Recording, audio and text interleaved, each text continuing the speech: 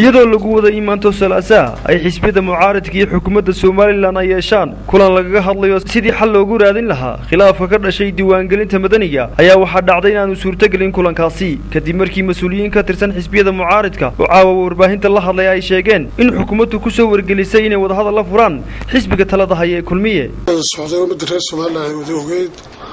wada hadallo ay socdeen xukuumadda Soomaaliland iyo xisbiyada mucaaradka maantana ay ahayd markii arrinta la soo gabagabeyn lahaa shantii galabnimo loo ballansanaa waxay noo sheegeen xukuumadda waxay noo sheegtay ama wasiiradaas waxay noo sheegeen in arrintii lagu wareejiyey xisbiga kulmiye iyo xukuumaddii midna mu imanin labada xisbina ilaa xilligaa ilaa shantii waxay joogaan halkii ay ballan tahay aad iyo aad baan uga xunnahay waxaan doonaynaa waxay ahayd in dalkan wax wanaagsan iyo si nabadgelyo ay doorashadu ka dhacdo oo dalkan doorasho ay ka dhacdo diiwaangelinta madaniga ay qabsanto wixii intaa dheer waxaan jecelahay inaanu saxaafadeed tifatiran ay xisbiyadu dib ay u shiraan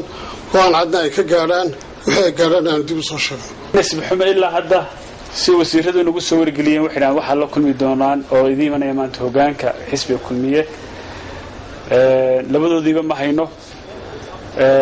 dumarka waxaan go'aan ku gaarnay inaan anaguna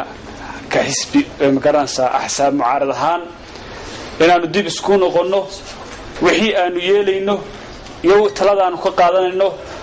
iyo wixii aanu ku tashanaba inaanu haddii la raahdo aanu ka tashano go'aan cad oo mucaaradku uu magaranaysa uu mowqif cad oo mucaaradkuna aanu mucaarad ahaan aanu istaagi doono oo ku waajahan magaranaysa xaaladahan mucaaradku mana diidana inay diiwaangelinta madanigu dhacdo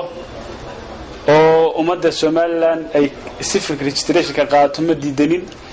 ID cardka magaranaysa voterkana inaanu qaadanana oo wixii lagu codeynayay doorashada suura gelinayna